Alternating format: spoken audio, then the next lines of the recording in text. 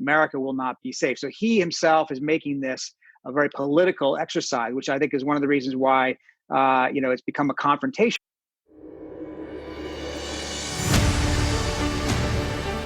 Hi, everyone, and welcome to Backstory. I'm your host and the creator of Backstory, Dana Lewis, coming to you this week from the south of France instead of my usual base in London. First, try to remember these words, and I'll ask you them at the end of the broadcast. Person, woman, man, camera, TV. In this episode, Portland and Trump's law and order platform.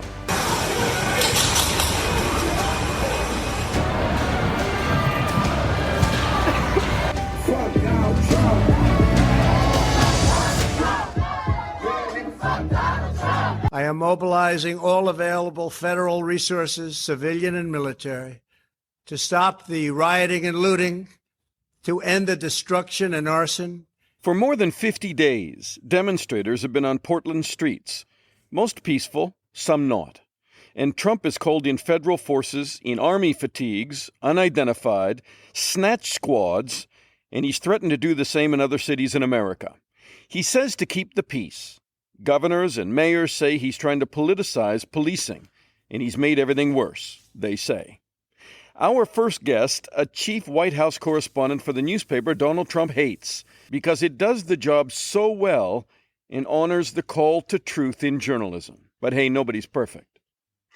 Peter Baker is the chief White House correspondent at the New York Times, great newspaper, and he is a terrific correspondent. And Peter, you and I have crossed paths, I think, from Russia to Afghanistan and Iraq and in Jerusalem. And you really have bitten into a big news cycle now, haven't you, in Washington?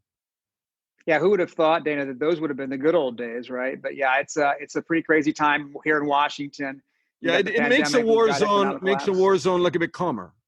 It does, oddly. There's a certain, at least, logic to some of the things we would see in various places around the world. And here, it just feels like everything's kind of out of control. Do you kind of feel like you're just reeling from one crisis to another? I mean, Trump is able to take a gust of wind and polish it up into a hurricane almost daily, it looks like. Yeah, you can't keep track of all the big stories. And sometimes you realize that the big story that felt like months ago was just actually yesterday. We're moving on from, a global pandemic that here has killed 140,000 people to economic collapse. New unemployment numbers today are terrible. But we've also got now federal police in the streets of cities that don't want them. We've got a president bragging about taking a cognitive test.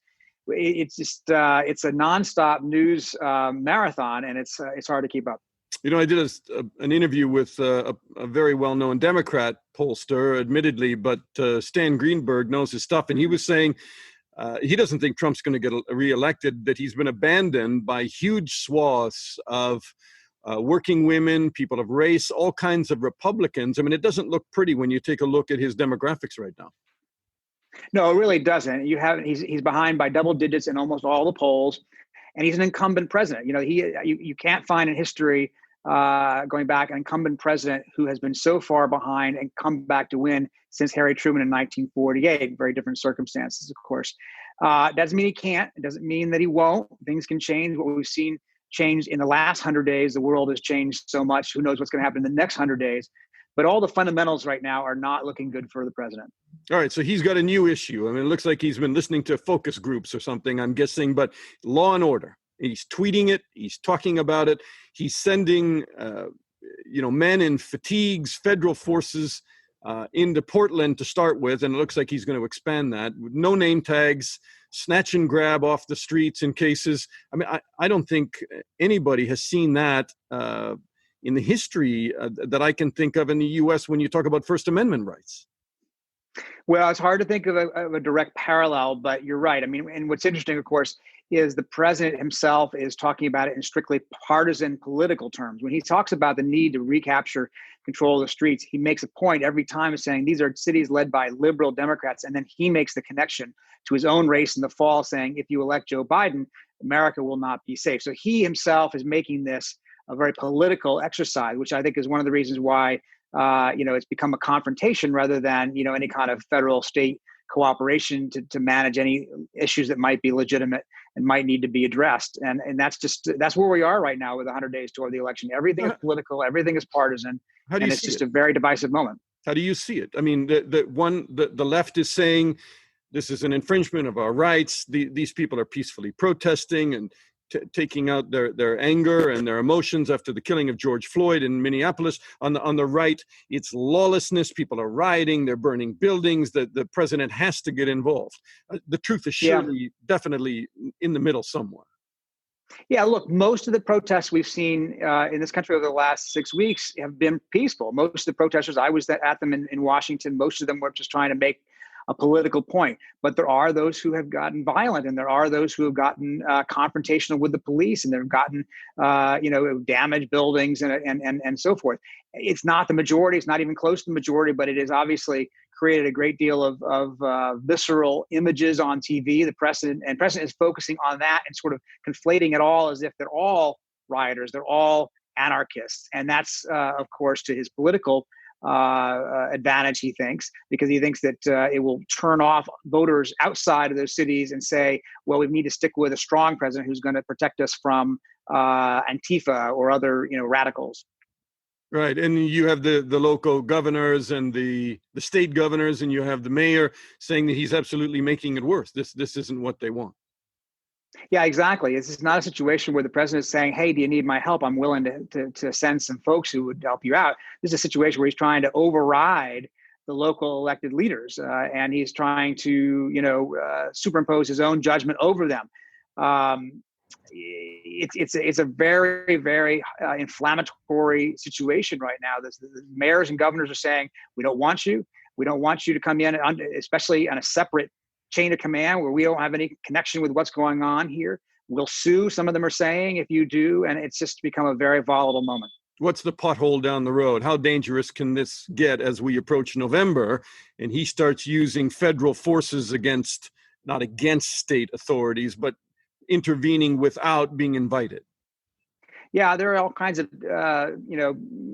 dangerous scenarios here that could get out of hand, no question about it. And we're also conflating different things. We're talking about, there are some in Portland, they're talking about protecting federal buildings and quelling demonstrations. In Chicago, they're talking about crime, just basic crime, not demonstrations or political events. These are different kinds of scenarios. The crime issues in Chicago are very different than, public demonstrations in Portland, but they're all being conflated together as if the cities are somehow out of control back in the 1960s and 70s kind of way, and that you have a law and order president like Richard Nixon talked about being back in that period.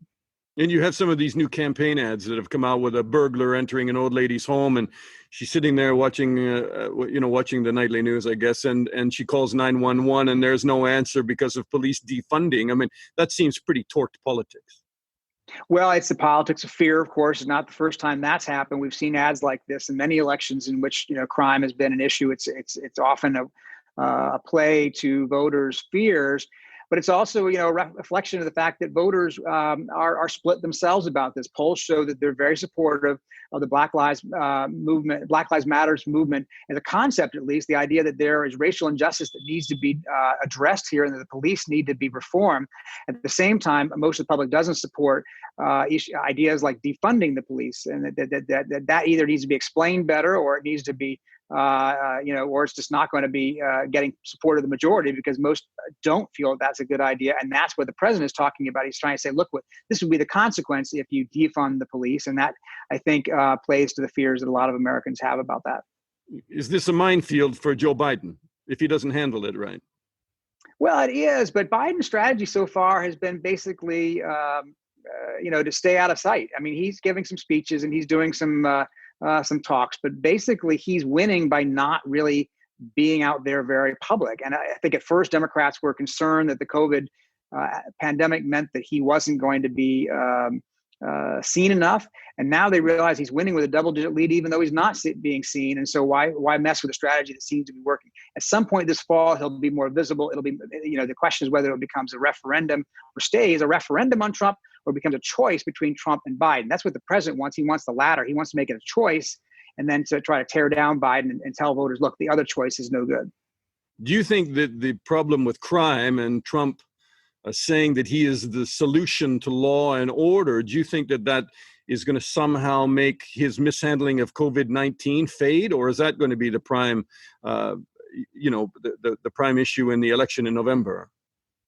I think he'd rather talk about, violence in the streets and his law and order view of things than the COVID. No question about it.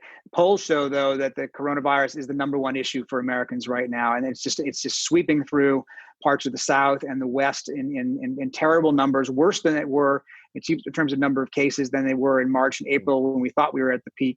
And so I think that's still the dominant issue because it affects so much. It affects the economy, it affects the ability of kids to go to school, it affects so many things. And you see the president, in effect, acknowledging that that's the case by resuming these daily televised briefings. He'll have another one today, that sort of acknowledges that it's not going away the way he was trying to tell us for weeks it was.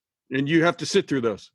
Yeah, absolutely. Although they're tighter these times. He's trying to make not as sprawling and rambling as they were in the spring. We'll see if it sticks to that. But the last two he's had have been relatively disciplined, at least for him. Ending in about half an hour without going too far afield.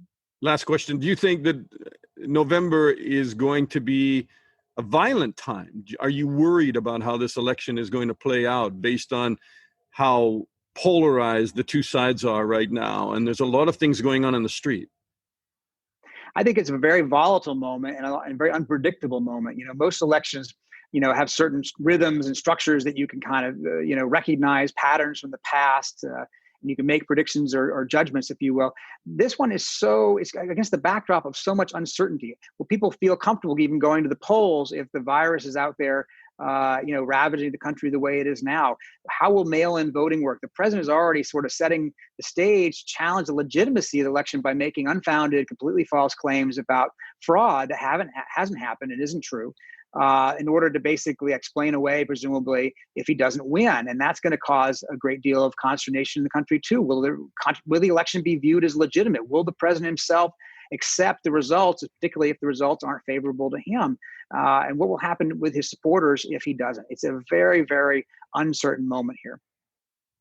Peter, you're a great journalist, and I really am honored with your time. I appreciate it so much. It's good to see you again and great to talk to you. Well, it's great to see you too, and I miss our days together, and I wish you all the best there. I hope you stay safe and stay healthy. You have reached the 911 police emergency line. Due to defunding of the police department, we're sorry, but no one is here to take your call. Who is Donald Trump? He mocks the disabled. He praises racists. Very fine people. He attacks the military. I like people that weren't captured, okay? This 53-year-old Navy veteran hit repeatedly. He protects criminals. He sympathizes with child sex traffickers. Ghislaine Maxwell is in prison. I just wish her well, frankly. And now he attacks mothers. Who is Donald Trump? Donald Trump is a disaster. Midas Touch is responsible for the content of this advertising.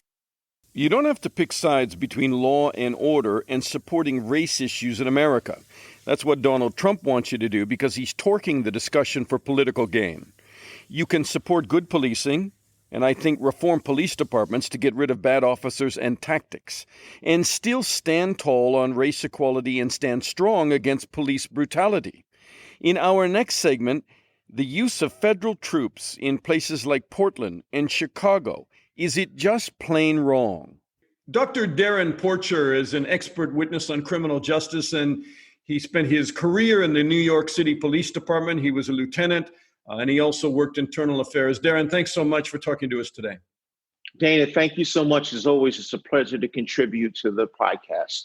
Let's talk about Portland, first of all, because, look, I'm talking to you from the south of France right now. We're not even in North America. And there's a lot of perception here that federal authorities have been brought into Portland are being very heavy-handed. Snatch and grabs on the street. People are not wearing name tags on uniforms. They're in military fatigues. They're not even in police uniform.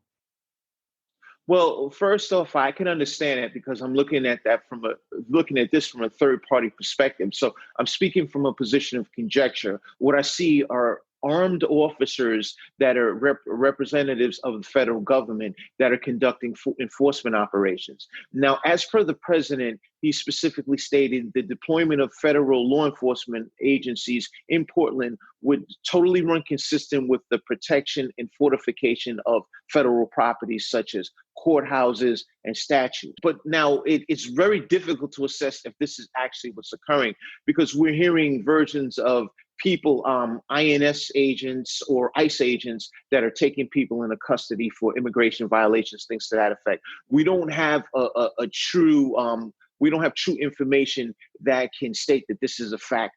But it goes back to, this is something that's somewhat unusual to have the deployment of federal law enforcement agencies in a uniform capacity from the perspective of providing law enforcement and crowd control arenas. To say it's unusual is an understatement, right? I mean, are you comfortable with that, first of all, as a policeman, to have federal authorities suddenly, on your turf, as were, carrying out arrests, some of them questionable under First Amendment rights?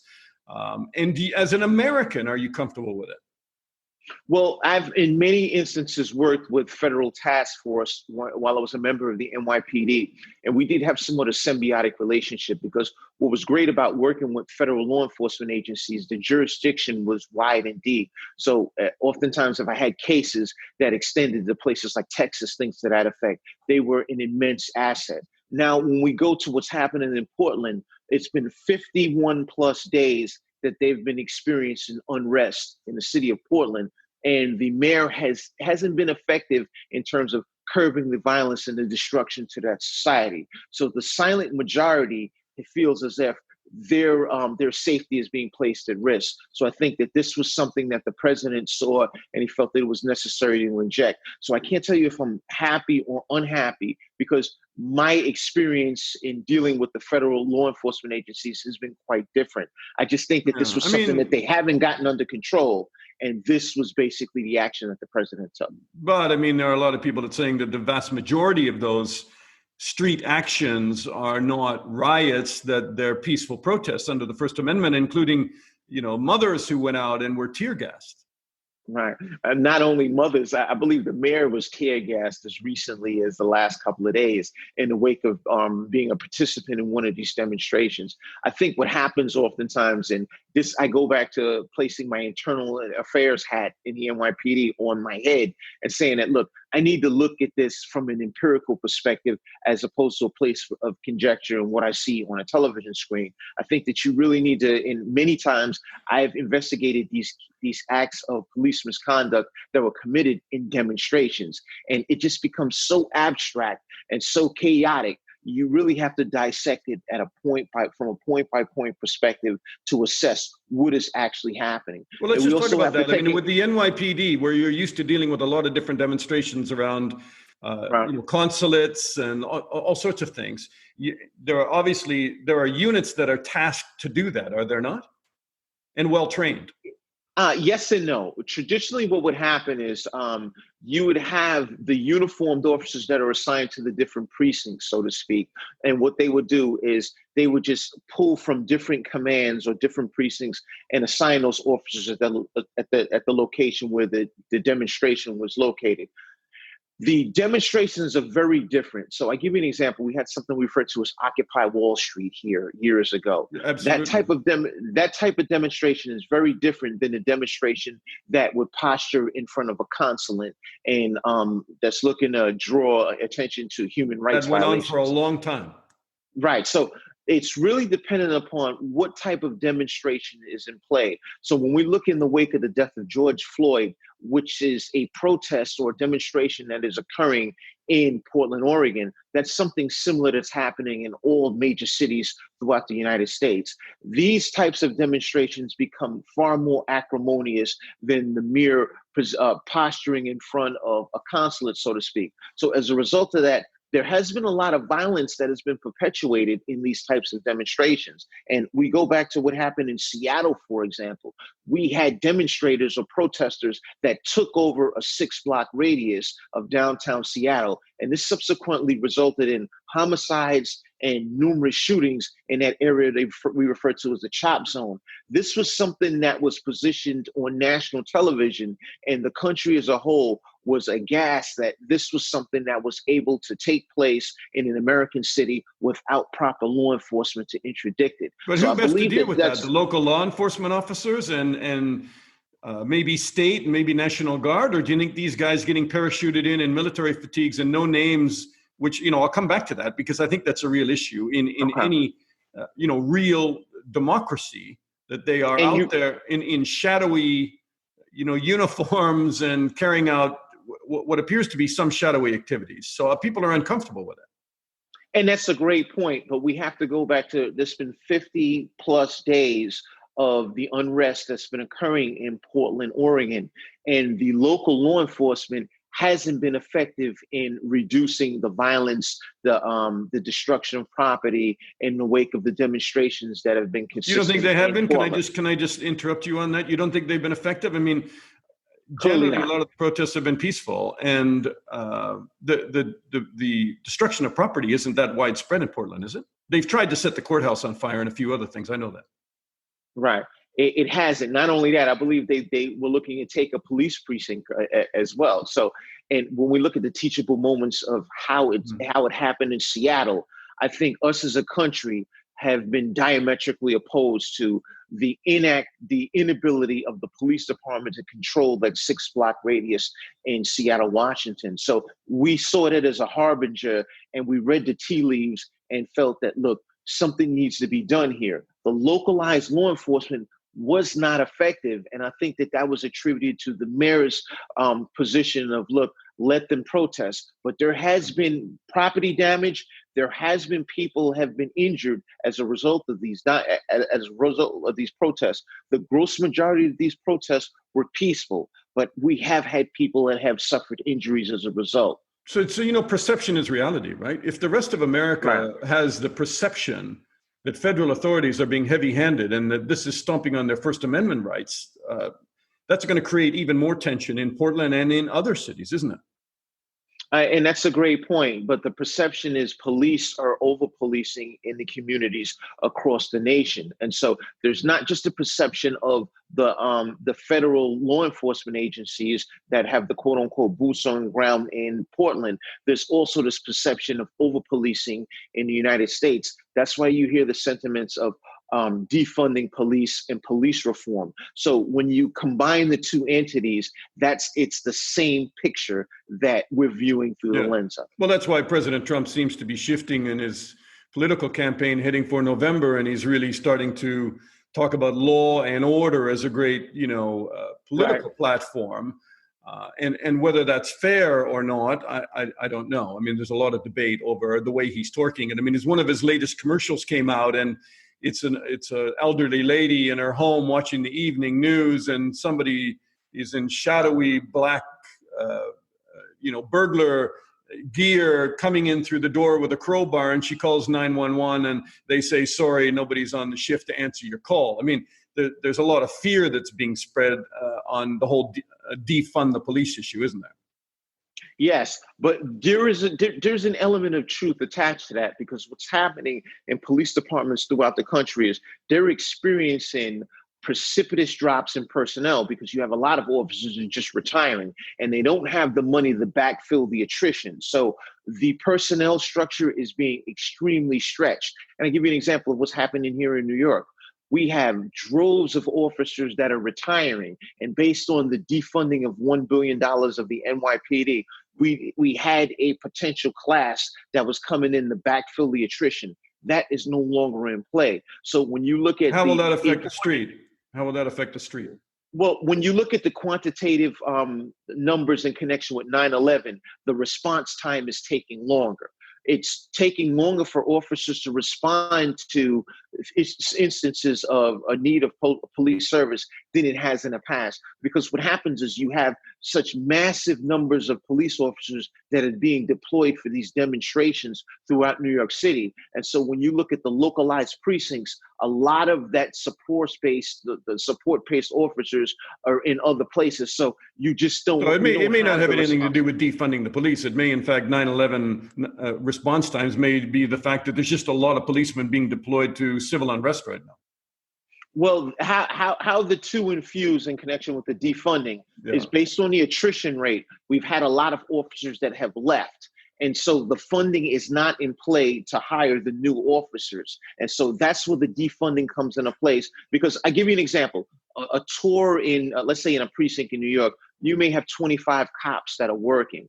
But based on the massive retirements, that can cut down anywhere from 20 to 30% on that tour. So you depleted 20 to 30% of your personnel, and due to the defunding, you haven't backfilled it. So what it's amounting to is a longer period in response times. Okay, two quick questions. But at the same thing, and I just trying to, and I wasn't being surreptitious about this. That video or that commercial that you saw in connection with the lady that called, and you have a person that's shrouded in dark clothing. In no way, shape, or form do I think that this is the time for fear mongering. We need to introduce solutions that are sound, because this is a democratic society, and as a result of it being a democratic society, coupled with people's First Amendment rights that should be protected, we need to come to a common accord that is somewhat sensible in reducing crime, reducing violence, and these demonstrations can subsequently be handled on another level. And I just think the state of acrimony... And reducing crime and reducing violence, by the way, for the demonstrators, and I'm not speaking for them, that would include brutal tactics by some policemen who are going beyond the bounds of what anybody would respect, even fellow policemen would respect. Over-policing should never be accepted under any circumstances. Police misconduct is a bloody nose in the face of all reality. What are your buddies telling you? Like, what are your ex-colleagues telling you that are still in the police department? I'm sure they don't believe in any of this defunding stuff, and the unions have been tough on it. But what's morale like right now? Are do they want to be on the street right now, or they just want to get out? Some of them. Well, I want to say 90% of all of my former colleagues are looking to retire, or they're in the process of retiring. I thought you were younger than that, Darrin. I'm 53 years old, so I'm an old man here. Oh, you're not. Anyway, but so a lot of them are getting out, but we're due to get out anyway. Well, some instances, yes, and some instances, no. You do have officers that are opting for early retirement just to do different things, because that cantankerous relationship between police and community has been frayed so severely and deep that it just seems like we don't have the right people at the forefront to right the ship. Chicago. Trump is talking about now moving federal authorities into cities like Chicago, which has a lot of gun crime and a lot of issues. Do you see Portland and Chicago just as two separate discussions? There's absolutely, there's a diametric difference between Portland and Chicago. When we look at what's happening in Portland, this is primarily demonstrations, crowd control, and the preservation of federal structures. That's kind of what it is over there. Uniformed officers from the federal government. When we look at what's happening in Chicago, this is more a surreptitious approach of plainclothes officers that are going to be injected in for the purpose of reducing gun violence and violent crime that's plaguing that area. That's more like cracking gangs and drug dealers and that kind of thing. Right, exactly. So it's more so from an investigative perspective in Chicago than it is in Portland. And I think what happens in Portland, that's going to be a relatively short-term solution with the federal law enforcement agents. They're going to come in for a short period of time, and then they're going to be removed. However, in Chicago, I think it's a far more long-term solution because you're conducting active investigations for felons. Dr. Porter, first of all, I don't believe that you have any active colleagues that are really retiring, because I think you're a young guy, but I'm obviously mistaken on that. But I know you're in big media demand, and we appreciate your time and your insight on Backstory, man. I really appreciate you talking to us.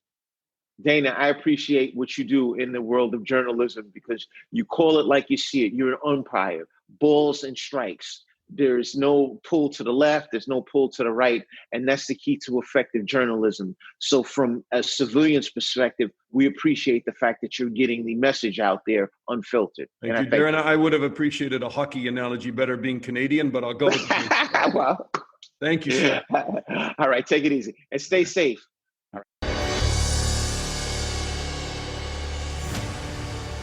Okay, now back to where we began. What were those words? Person, woman, man, camera, TV. If you remembered, you were not a stable genius, but you passed President Trump's Alzheimer's test. He thought it was a cognitive test. I wouldn't boast about it. He did, and it's now selling a lot of t-shirts and hoodies. On that note, thanks. Listening. Backstory.